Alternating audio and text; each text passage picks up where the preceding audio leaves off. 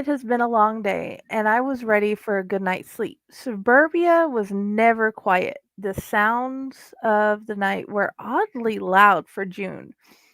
It made it harder to sleep, so I was awake later than usual. I remember the details of that night clearly. The last 2 weeks had been adding nothing but stress. Tammy, our nanny, has been seeing things. My wife is starting to question if Tammy is coming to work on something. I had been defending her. I really couldn't believe that Tammy would do that. She kept claiming that she was seeing people around the backyard.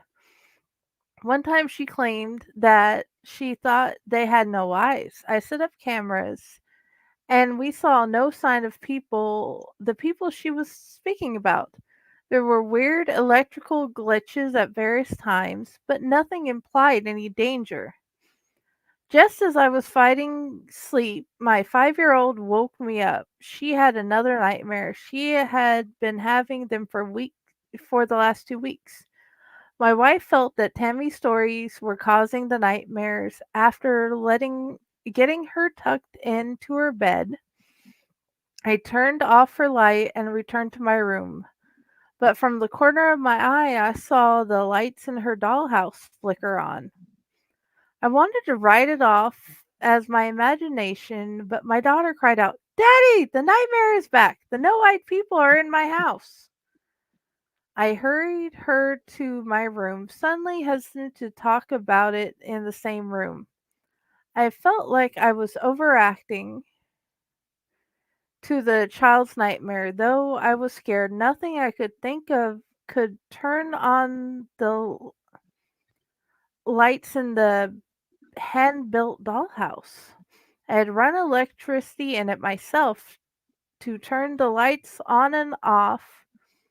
You had to put the batteries in. Without any batteries, it would be dark. I normally might have agreed with my wife that Tammy's stories had caused it, but I saw the lights myself. It spooked me. I locked my bedroom door behind her. "Tell me about the no-eyed people," I asked her gently. I needed to get information before I decided to handle how to handle this problem. Did I call the cops or an exorcist? This was beyond my imagination, and I didn't know what to do.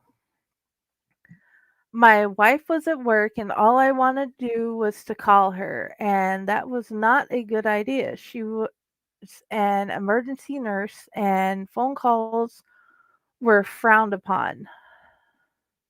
She stayed busy dealing with problems that came into the busiest ER in our state. Plus, if I was being honest with myself, I figured that she would accuse me of drinking. I really didn't want to start that argument.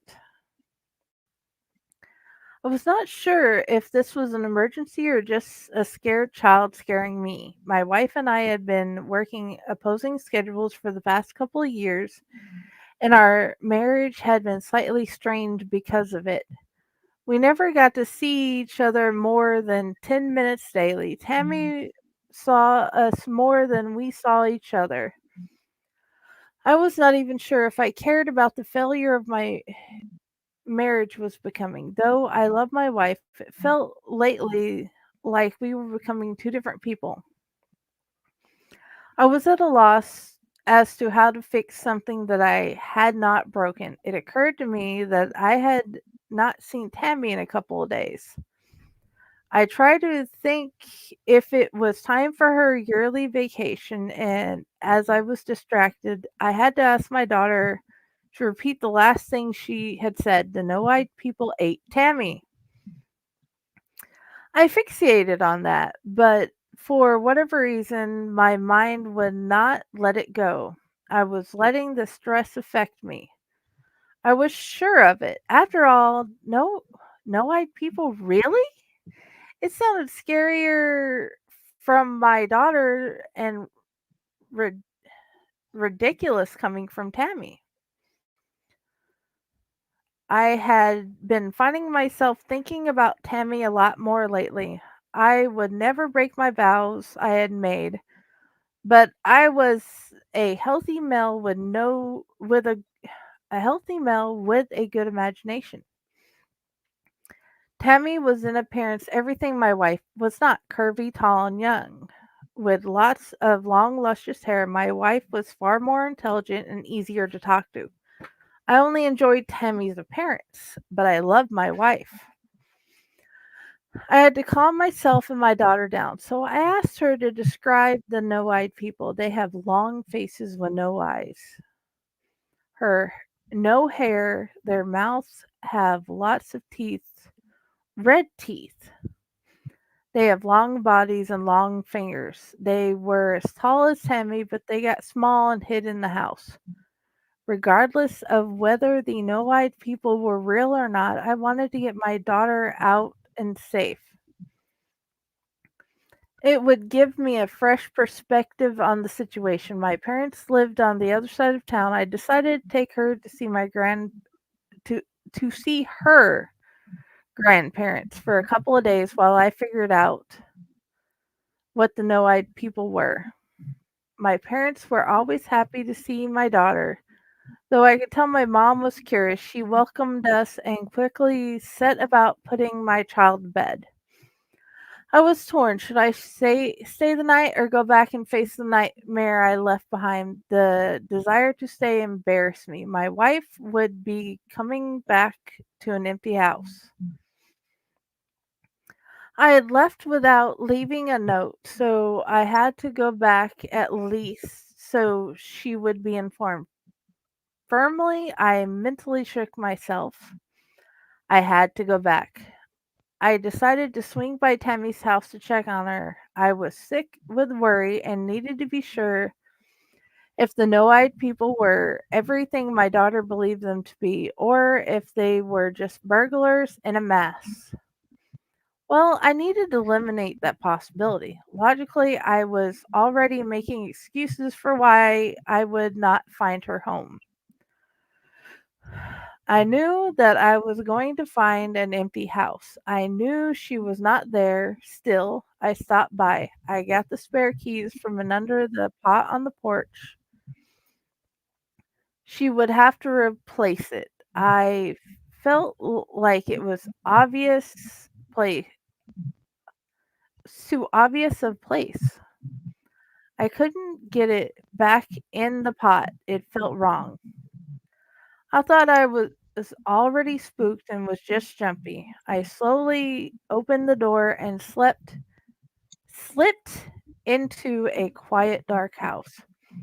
Shadows moved and I was sick. I wanted to be wrong. I wanted her to be sitting on the fluffy chair playing video games.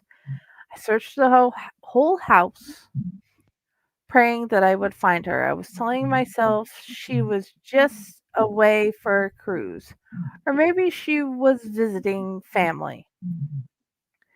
Anything else than the idea that no eyed people ate her. I looked at the door behind me. I couldn't begin to explain why. I was sick and dragged myself to the car. The clock in the dash read 2:15. How was it so early? I swear time was standing still, and I had taken my daughter from our house around midnight, and I could swear I had stayed there for hours. Was I just procrastinating? Shaking myself, I turned the car home. It was time. I was an adult, and it was time I acted like it. I was creating more paranoia by letting the stories from the drug addict and a 5-year-old creep into my mind. Yeah, that was the answer. Tammy was on drugs, or was she? My heart was racing with the random thoughts that I was struggling to fight. The house was colder, and the house was colder when I got home. The air felt heavier. I don't know what was happening, but I moved mechanically to her bedroom. The lights were still on in the dollhouse. I turned on the room's light. I noticed the sound that I ignored before. I realized I had been ignoring it because I was afraid. There was a faint sobbing coming from the dollhouse. Swallowing my fear, I called out. My voice broke. Hello? The sobbing started to be covered over by mechanical laughter, slowly at first, building in volume. Hee hee hee hee, hee hee hee hee. It was harder to hear. I felt a wetness on my face. I reached up. Did you know that even in the dark, blood is recognizable? I was bleeding from my eyes. The blood was everywhere. I felt a scream stuck in my throat. I remember reaching for the dollhouse, but I don't remember opening it. I was suddenly looking at a group of things, tiny things, sitting in the middle of the living room. Six humanoid creatures with long fingers and teeth and no eyes. I saw Tammy. She was where the sobbing was coming from. Her eyes were gone. Only bloody sockets remained where where her eyes should be. One of the things the no-eyed people, a name that still feels childish to my mind, smiled in a toothy way. Ready to join us? You belong with us. I backed away, terrified. I felt a hand on my shoulder. The scream was suddenly released. I had no control over anything. Such a response to just feeling someone touch me was embarrassing. I slowly turned to see who was grabbing me. My knees nearly gave way when I saw my wife. I don't know if I have ever been so relieved. I forgot about the last few hours and the fear. I was such a fool. My wife smiled and said quietly in a voice not her own, do you like my pets? I summoned them to take care of my cheating husband and nanny. You could escape them if you knew their names. However, I am sure that you have no clue what they even are. I was stunned. I had not cheated. I had enjoyed a little fantasy, but I had kept it completely to my mind. I had never crossed the boundaries that would cause problems for all. My vision went black. Was this the end? I heard my wife asking our daughter where our daughter was, and I smiled. I had saved my child at the very least.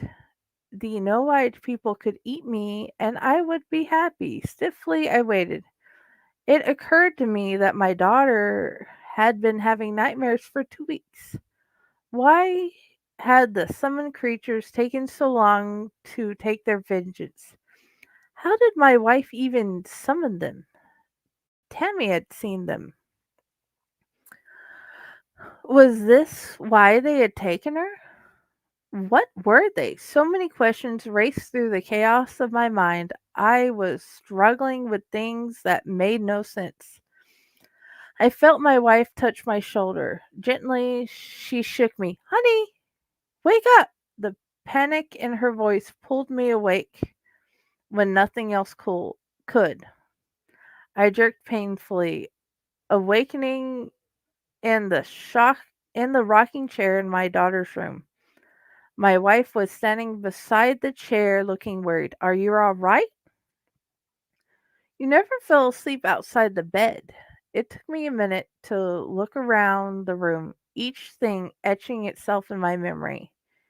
From the daisy curtains that my daughter loved flapping around the open window to the toys scattered across the floor.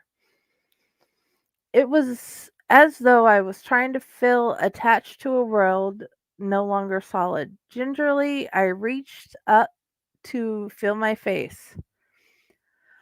I could see again. My mind was quiet, dry as bone. No witness, no gaping hole.